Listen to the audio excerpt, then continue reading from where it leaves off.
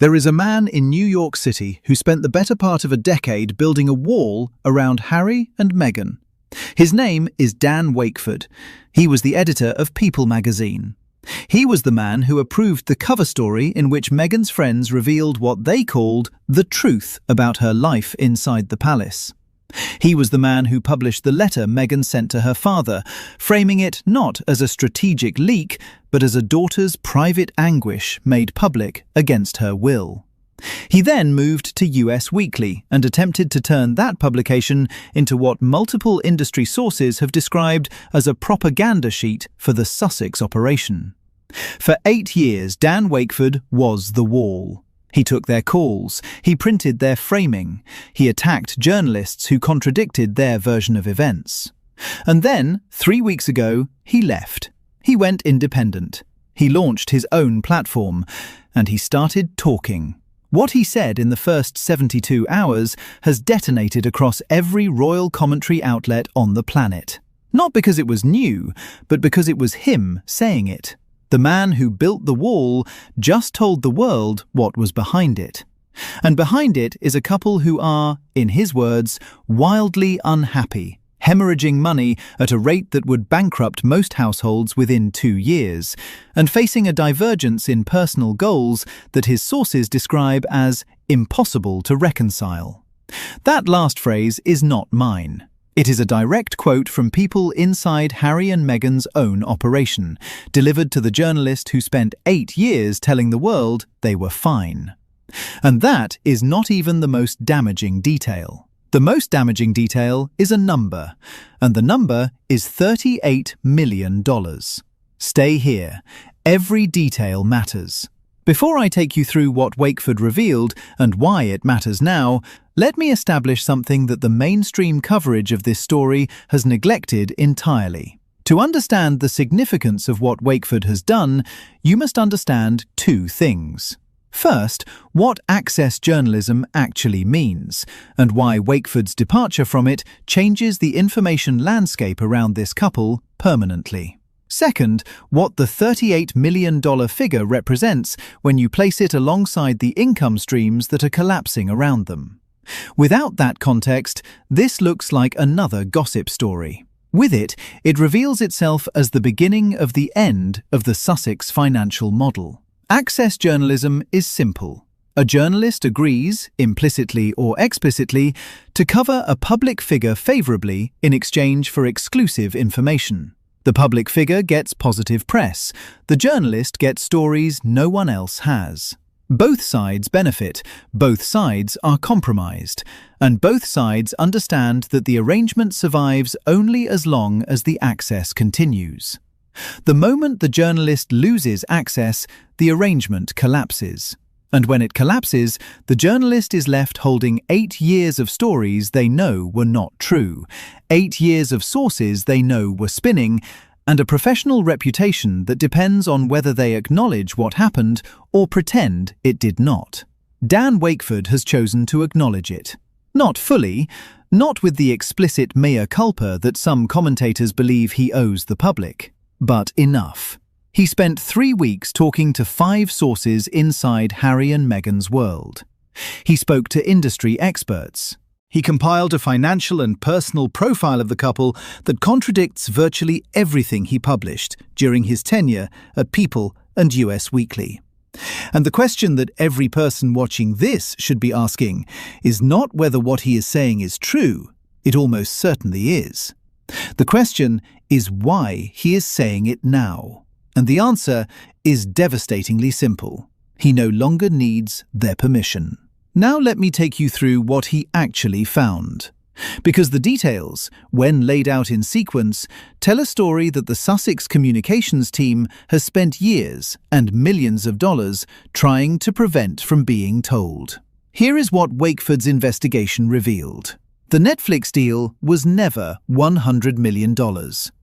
Multiple sources confirm that the figure reported globally, the one that Harry and Meghan's team allowed to circulate without correction for years, was a fabrication.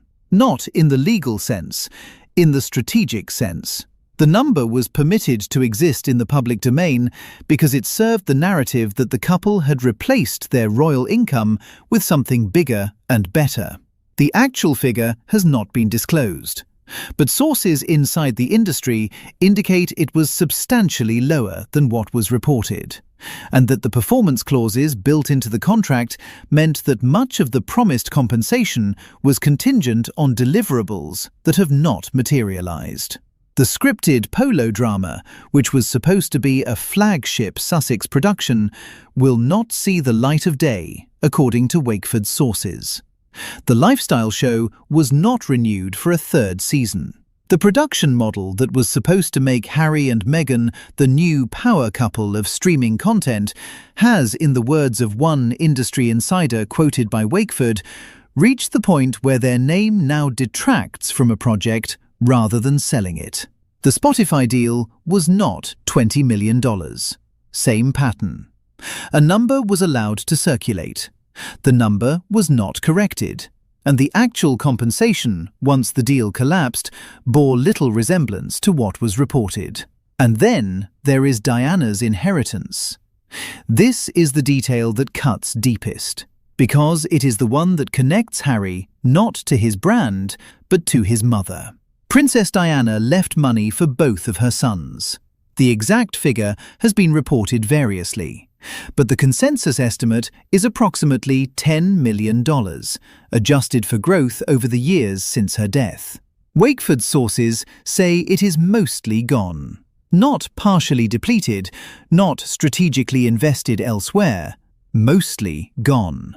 Absorbed into the operational cost of maintaining a life that was built on the assumption that royal-adjacent income would continue to flow indefinitely. And the $38 million. This is the figure that Wakeford's investigation identifies as the estimated total of the couple's combined outgoings.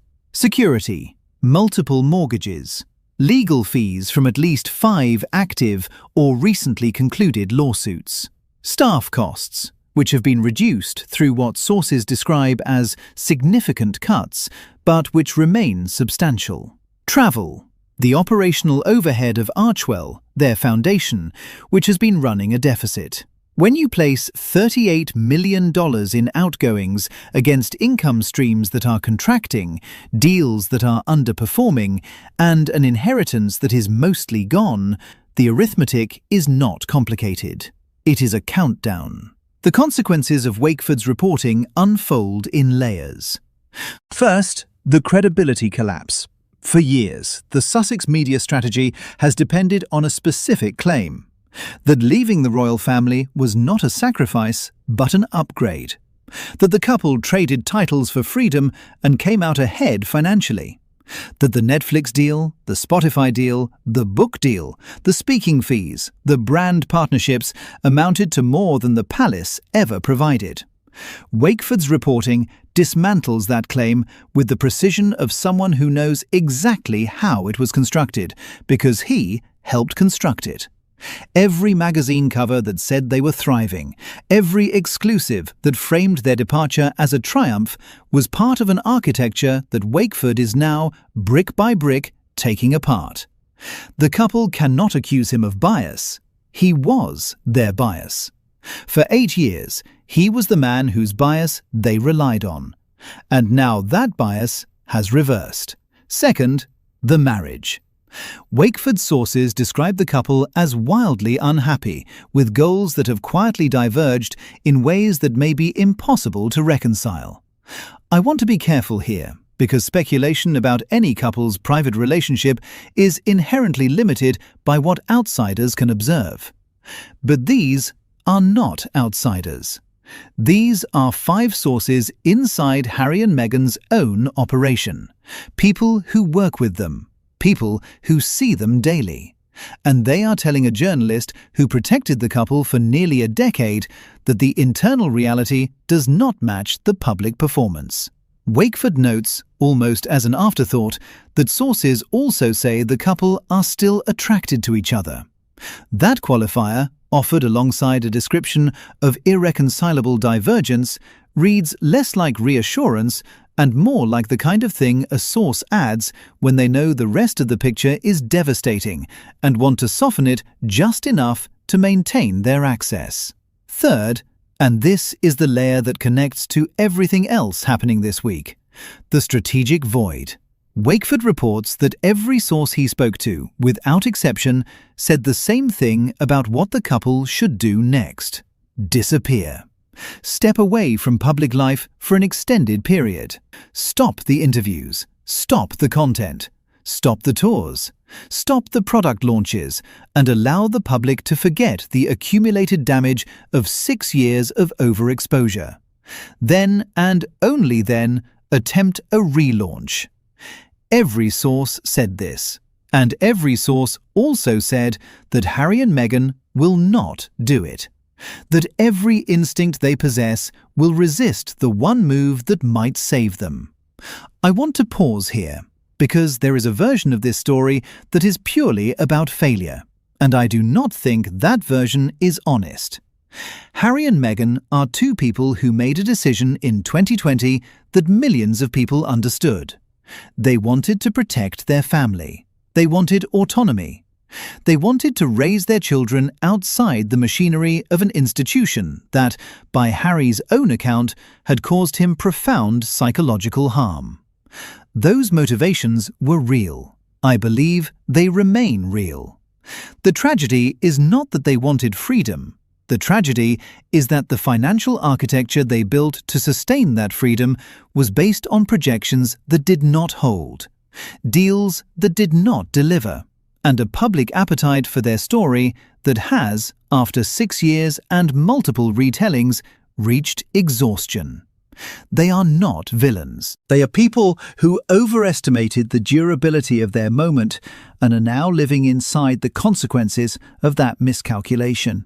And those consequences, according to the man who spent 8 years shielding them from exactly this kind of reporting, are accelerating. Here is what comes next. Wakeford's reporting will not be the last of its kind.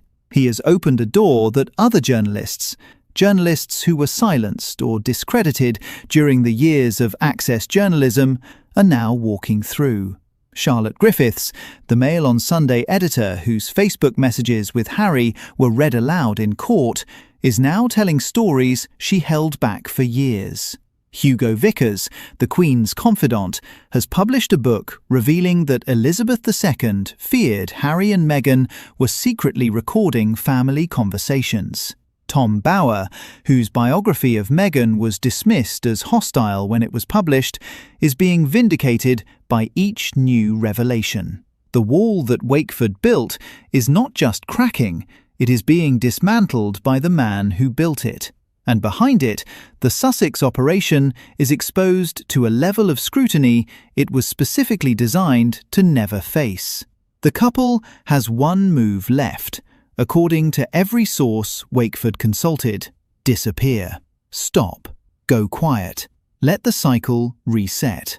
But disappearing requires something that neither Harry nor Meghan has demonstrated in 6 years of public life: the willingness to be forgotten. And for two people whose entire post-royal identity is built on being seen, being heard, and being relevant, forgetting may be the one thing more terrifying than bankruptcy. King Charles lands in Washington tomorrow. Harry is in California. Meghan is building a lifestyle brand that Netflix has already walked away from. Diana's money is mostly gone. And the man who spent 8 years telling the world this couple was fine has just told the world they are not. That is where we are. Leave your answer in the comments. Do you think they can recover, or has the wall coming down changed everything permanently? Subscribe and press the bell, because the people who protected them are now the people telling the truth about them, and that truth is only beginning.